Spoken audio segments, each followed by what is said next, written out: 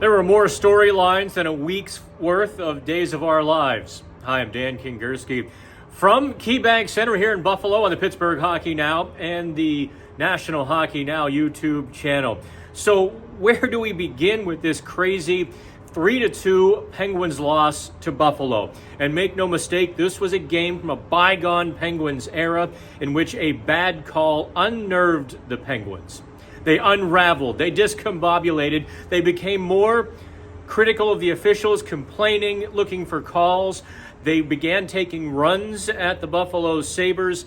Everything that they have learned not to do over the course of the last, call it 8 years, just roared back, and the Penguins lost 3-2, giving up 3 third-period goals. Let's talk about the bad call that sort of set everything in motion. Look, the Penguins were not playing great. It was a workmanlike, loose, a bit of sloppiness worked in there, but it was still a good enough game to have a 2-0 lead. I thought they had earned that lead. Then Evgeny Malkin gets called for a tripping call on a really aggressive, good forecheck on Mattias Samuelsson, son of the great Shell. And replay showed that, Mattias tried to kick the puck and fell. Officials gave Malkin the penalty. Malkin throws his arms. He is complaining. Throughout the period, then, the Penguins are complaining to the official on every should-be penalty. Their play deteriorated. The structure that you might look for with a 2-0 lead. The structure you might look for with a 2-1 lead, because Buffalo scored on that power play, which only further enraged the Penguins. The structure they needed wasn't there. They began to space out instead of tight puck support. Cross-ice passes, big headman passes, trying to stretch the ice, going for that 3-1 knockout punch. Instead, they basically knocked themselves out. It was an ugly third period that never should have been. The Penguins fall further down in the standings. Now let's talk about just some of the storylines. You can get all of this in the voluminous report card on Pittsburgh Hockey Now, which I always have up in about 90 minutes after the game. I used to write, smaller ones, but now they're getting to like 1,500 words. So I've got, 2.5 minutes here in the 5-minute postgame. Let's start at the top. Jake Guentzel was brilliant. Guentzel was all over the puck. He was the driving force of that top line. I mean, he really was. This was his best game of the season. However, on the other side of the top line, Drew O'Connor, listen, I like O'Connor. I think he's got a lot to give at this level, but he was trying way too hard. He was kind of lost. He got into quicksand and was kind of thrashing about this was not a game that was very good for him. And quite frankly, I don't know that top line duty is where you'll see him on Saturday. It was kind of that rough. Alex Nylander on Evgeny Malkin's line, invisible. He had 5 shots, including a couple of great power play looks near the blue paint, exactly what the Penguins wanted, but he kind of, and I say this respectfully, gave it the AHL tap. Just sort of tapped it, thinking the 5-hole would be wide open. He needed to make a good, hard redirect of those chances. He also had plenty of time and space to actually make even a better shot, to snap it past the goalie instead of the soft taps.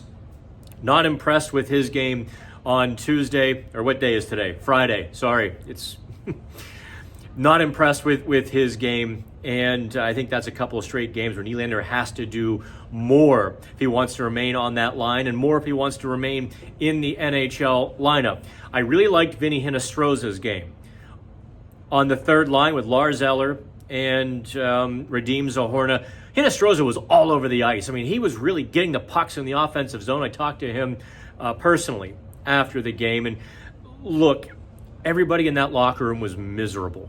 They were slamming bags, slamming pads, into the bags, into the shelves.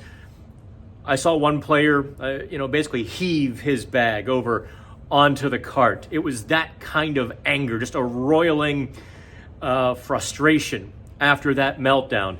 Erik Karlsson called the penalty on Malkin horrible, but also admitted that, yeah, maybe so. I mean, I put the question to him bluntly, was that, that call, did that unravel you guys? Did that begin the process? And he's like, well, maybe so. It shouldn't. It's no excuse, is what he said. But it did. Carlson and Chris Letang both, I thought, had really subpar games. Carlson, the tying goal in the third period was scored on Carlson's back hip. He just, tie up the stick, get the puck, tie up the player, something. Who was it that scored the tying goal? Okposo. Just an easy tap in, uncovered right beside Carlson. Chris Letang, second straight rough game. He's been brilliant this season. And I don't want the Letang haters who hide in the shadows waiting for the opportunity to come running out. But he was way too generous with the puck. Some cross-ice passes that were ill-advised. And I think you saw in the second period when he really popped. I mean, he popped Peyton Krebs. I mean, he threw him to the ice and really gave him a good right hand. If that happens to Chris Letang, I know you're ready to riot.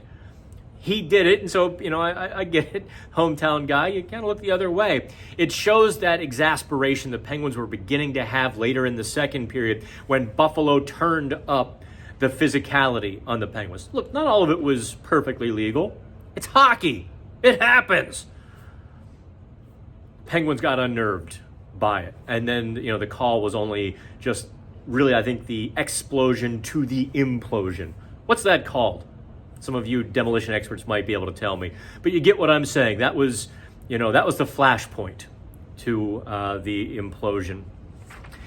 Coach Mike Sullivan, here's my final. I'm going to go over 7 minutes. I talk way too long. I'm trying to wrap these up in under 5 minutes. I swear to God I do try. But a game like tonight, how it goes. Coach Mike Sullivan played his fourth line at even strength, less than 9 minutes. Jeff Carter had 6 minutes of ice time. Noel Acciari had 8:25. Matt Nieto had 8:16. If Mike Sullivan doesn't trust that fourth line, and make no mistake, they haven't been productive this season.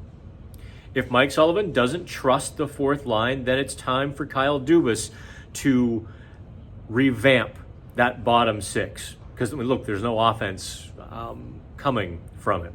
There really isn't. Even though Lars Eller had a pretty sweet goal on Friday, it was a result of Matt Nieto kind of getting in, creating a turnover. Turnover, hands it to Eller, snaps it crossbar. But that was really kind of a flash moment that wasn't sustained with good play from that line. So I guess this was a 5-minute major and then a double minor. Instigating, roughing, or instigating and high sticking. Take your pick. I swear I'm going to try to get these under 5 minutes once again. But I felt it necessary to kind of bring the entire scope and the picture to you. And it was really tough in the locker room tonight because I feel like I had a finger on the pulse of what was happening. Other people want to ask different questions, and you can't kind of come over top them with a whole different angle sometimes. You have to kind of pick your spots on that sort of stuff. The Penguins falling further behind in the Eastern Conference, and it is not a pretty picture. They're a puck away. They're a bounce away, and they're getting further away. All right, no more than 9 minutes. I'm Dan Kingerski. Pittsburgh Hockey Now and National Hockey Now YouTube channel.